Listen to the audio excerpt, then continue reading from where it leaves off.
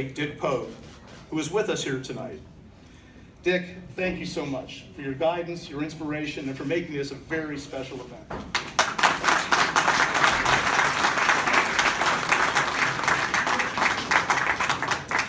Last year, we presented this event to Chris Connor, the past chair and CEO of Sherwin-Williams Company, another legendary leader of our community.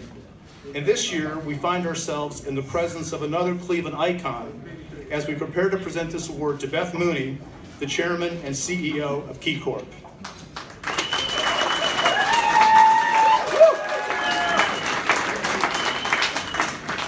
In preparing my remarks for tonight, I took the time to reflect on what the Pogue Award means to me as chair of the foundation and how Beth is so richly deserving of this honor. First, the Pogue Award belongs to someone who has distinguished herself in her given profession. Beth is not only recognized as a banking leader in Cleveland, but throughout the country and really internationally. She's a member of the Financial Services Roundtable and the Federal Advisory Council. She was the first woman CEO of a top 20 American bank, a history-making distinction.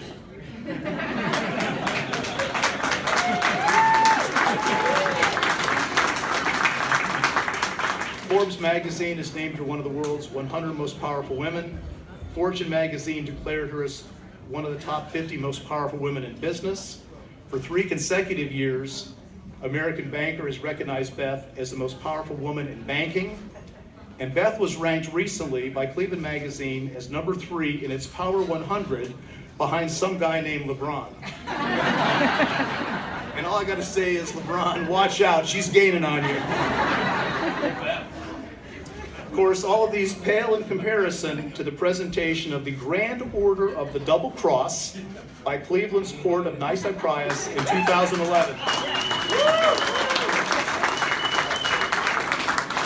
Second, to me, the Pogue Award means leadership, engagement, commitment to the community and its civic, social, and charitable causes. In this category, Beth's commitment is unwavering.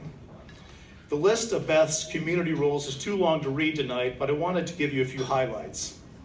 She was the co-chair, along with Chris Connor, of the 2016 host committee that brought the RNC to Cleveland. She's the immediate past chair of the Greater Cleveland Partnership, where she continues to serve as a board member. She's a board member of the Cleveland Orchestra's Musical Arts Association and a board member of the Cleveland Clinic Foundation. Community service is not only a way of life for Beth, it's an important part of the community service mission of the institution that she leads, Key Bank. In 2016, as a direct result of Beth's leadership, Key was recognized as one of the most community-minded companies in the nation. And for the 3rd year running, Key was named one of the Civic 50 by Points of Light, the world's largest organization dedicated to volunteer service.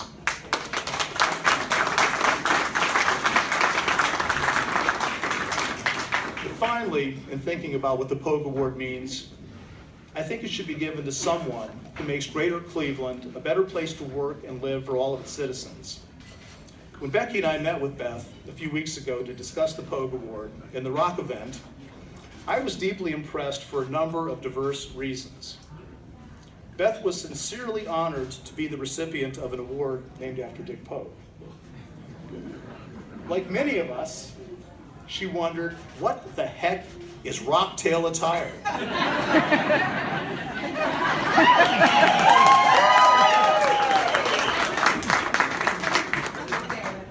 She was intrigued by the possibility of having a drink named after her.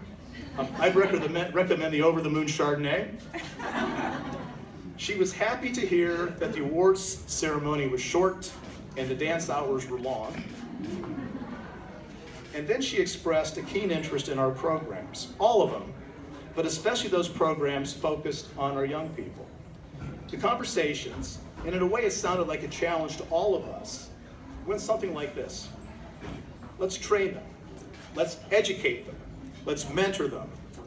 Let's get their parents involved. Let's give them opportunities. Let's get them to graduate from high school, and college, and law school. And then let's bring them home to Cleveland.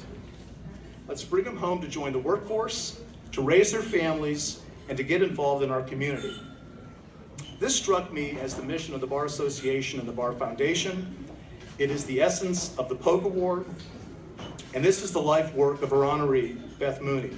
Beth, you were second to none in your commitment to making Cleveland, we'll call it Believeland, a better place for all of us. On behalf of the Cleveland Metropolitan Bar Foundation, it is my honor to award you with the Pogue Award.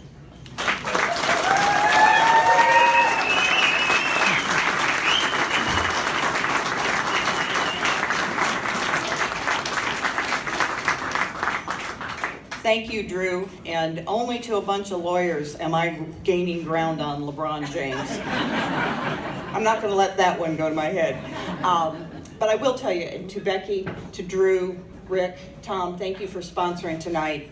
I'm going to start with 11 years ago when I came to this community. I moved here to go to work for Key Bank as the vice chairman. My then predecessor, Henry Meyer, tried to give me the Chamber of Commerce speech. And I told him he didn't need to, because I already knew this to be a community that had a lot of civic pride, amazing civic and cultural assets, and had a nice mix of half times and intermissions, and told him I would be good. What I didn't fully appreciate at the time was that I was going to find home. I came here and I have never been to a place that is more welcoming to people who come and take people who are new to the table. If you want to be part of this community, if you want to give back and you want to make a difference, Cleveland is like no other city I've ever been in. In early days, I met Dick Pogue.